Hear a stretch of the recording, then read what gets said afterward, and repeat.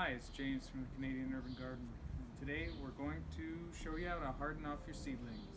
So I grew these greens underneath my grow lights inside, and I've got a couple of kinds of lettuce, some kale, mizuna and mesclun and arugula. And it's been a few weeks and they're ready to be potted up into their containers that I'm going to grow them in these felt bags right here. But you can't just take them from the grow lights and put them straight outside the first day in the bright sun. It's not going to work. So what I do is usually, well, it depends on the plant, but for these it was a 4-day process. On day 1 I put them in the shade outside for a few hours, then brought them in at night. On day 2 I put them in some dappled sunlight, and then brought them back in at night.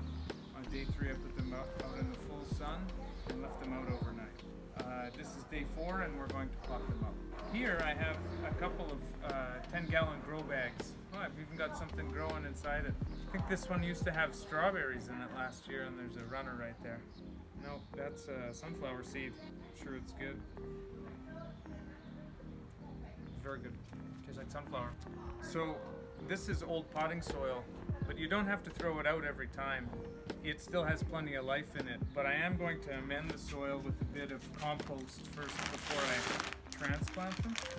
And so these are earthworm castings. So it's a type of compost that's made by earthworms. So they eat vegetables or organic material and turn them into poop, and that's what this is. Earthworm castings are probably the highest quality organic compost that you can get. And so you don't need a ton of it to amend your soil. So I'm just going to put a couple of scoops on top.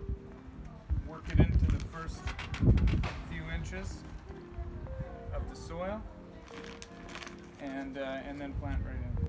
This is the same sort of philosophy as something that a guy in the UK calls no-dig gardening, where instead of turning over your soil, you just put compost on top of it every year and then go right into it. I'm going to work it in just a little bit into the top part like that, and then I'll start planting.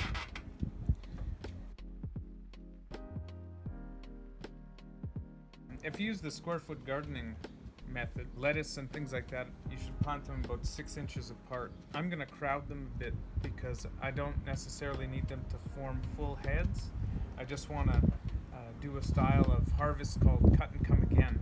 So I can crowd them, and I'm going to crowd all of these greens into these 2 pots and then let them grow and be able to start harvesting them in probably 2 or 3 weeks. So what I'm going to do is crowd this whole tray into these 2 pots. I'll put the arugula, the mesclun, and the reine des glaces, the ice queen lettuce, into this one, and I'll put the mizuna, the kale, and the romaine into this one.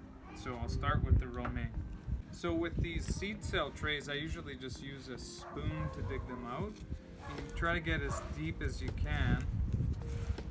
These are actually pretty dry. I watered them this morning, but you shouldn't let them dry out quite so much. And then you dig a hole that's as deep as that. You want to tease out, if you see how it's kind of root bound a bit, and you want to tease out the roots so they can adhere to the rest of the soil. So I just want to dig them out like that. This one's nice and wet, right?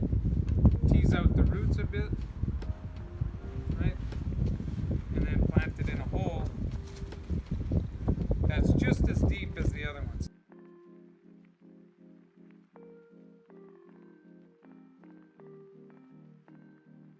Tease out the roots a little bit so they can adhere to the soil, and put it into a hole that's as deep as the plug. So then the soil line is at the same spot as where it was on the plug.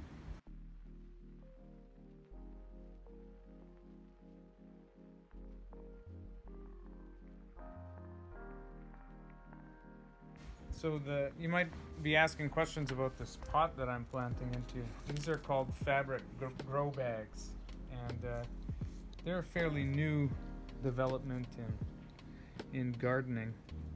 You can see that mizuna got beaten up by the hardening off process, but hopefully it survives.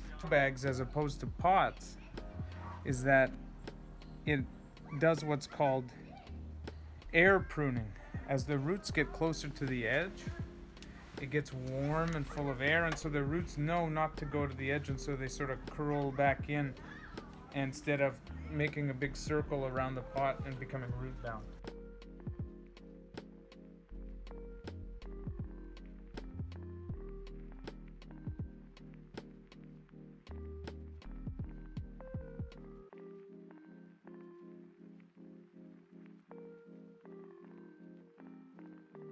And then I'm just going to water it in. I'm going to give it a good deep watering. And we'll see if those Mizuna come back or not. So I've got some romaine lettuce in there. They're like mini romaines. Some Mizuna and a couple of arugulas in there. And we'll see how well they do.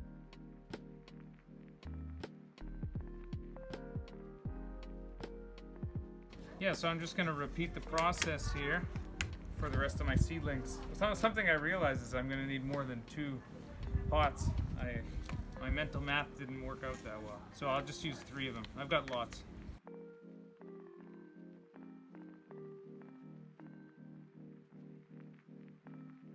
So yeah, for the first couple of days after you've hardened off your seedlings and transplanted them into these pots, you might want to leave them in the shade so it reduces the transplant shock. You can see that some of my seedlings got beat up pretty bad from the hardening off process already.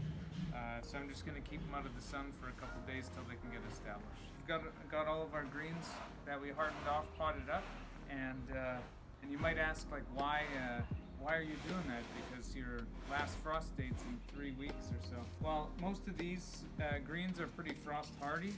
The kale can survive sometimes even over winter, but they're also in pots. So if it gets cold enough, the forecast looks pretty good, but if it gets cold enough, I'll just bring them inside and then put them back out after the frost is gone. Thank you. That's it for this video. In the next video, we'll be building some raised beds in the front of my house.